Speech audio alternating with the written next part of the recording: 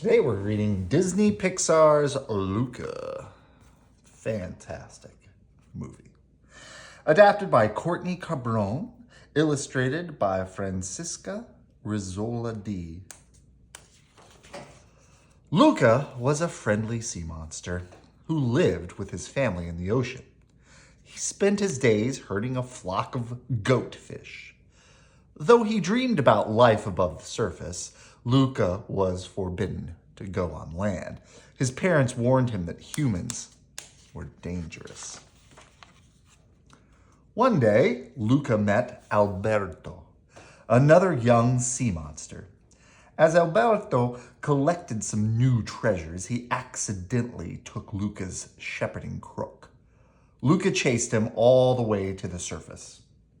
When they reached land, Luca and Alberto transformed into humans. Everything around Luca was strange, but amazing. Then Alberto took Luca to his hideout. It was full of neat human things, including a poster of a shiny Vespa. Luca was fascinated. Looking around, he realized they could build their own Vespa. The boys got to work right away. Every day on the island, Luca and Alberto made all kinds of Vespas with anything they could find. They even rode one together and soared through the air. Luca had never had so much fun. But Luca's parents were worried. They decided Luca would be safer living deep in the ocean with his uncle. Before they could send him away, Luca left to find Alberto. Luca and Alberto swam to the seaside town of Porto Rosso, where they met a human girl named Julia? I believe it's Julia, I forget.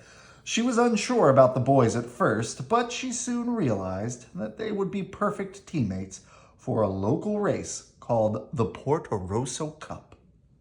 With the prize money, they could buy a real Vespa, and then they could go anywhere.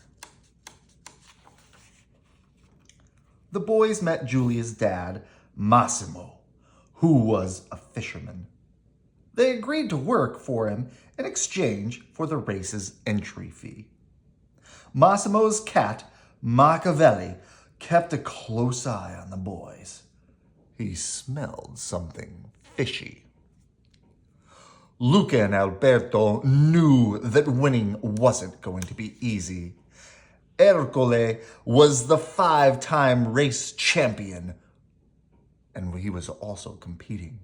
The bully taunted the three friends and vowed to defeat the team.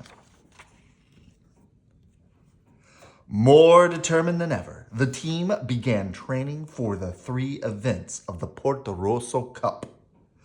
Julia practiced swimming, Alberto practiced eating pasta, and Luca practiced riding a bike. Over time, they became good friends. Julia and Luca loved to read and learn. Luca was amazed that Julia went to school. He wanted to go too.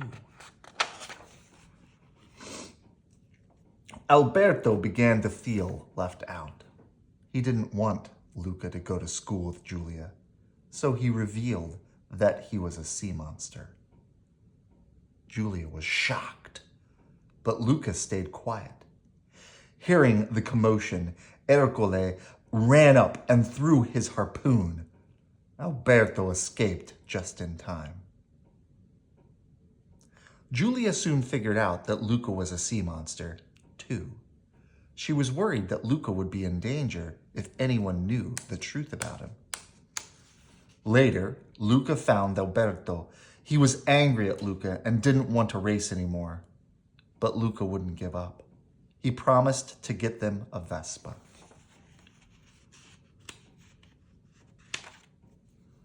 Finally, the day of the Porto Rosso Cup arrived. Luca decided to race alone to protect Julia. It was risky to hide his sea monster identity.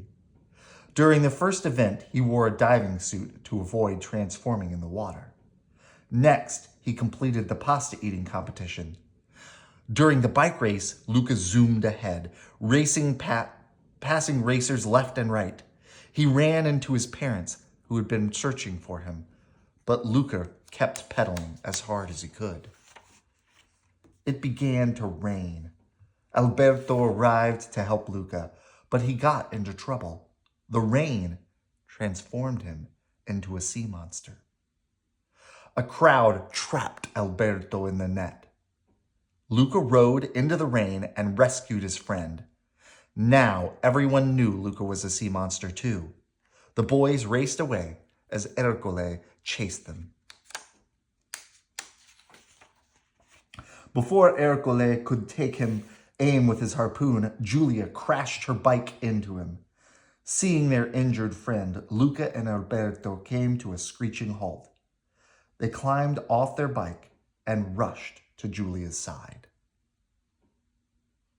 Luca and Alberto were nervous as the crowd watched them.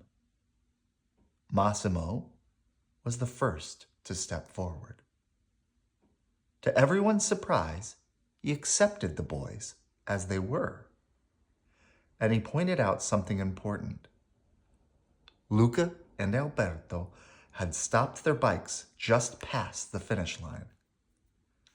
They had won the race.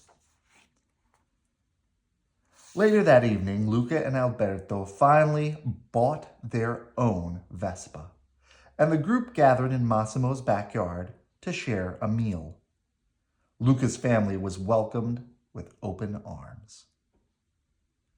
It was soon time for Julia to go away to school. But she wasn't the only one.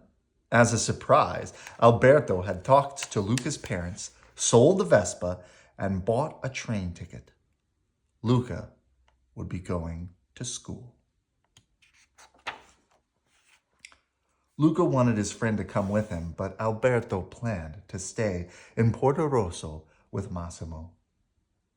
Even if they were apart, they knew their summer memories and their friendship would last forever.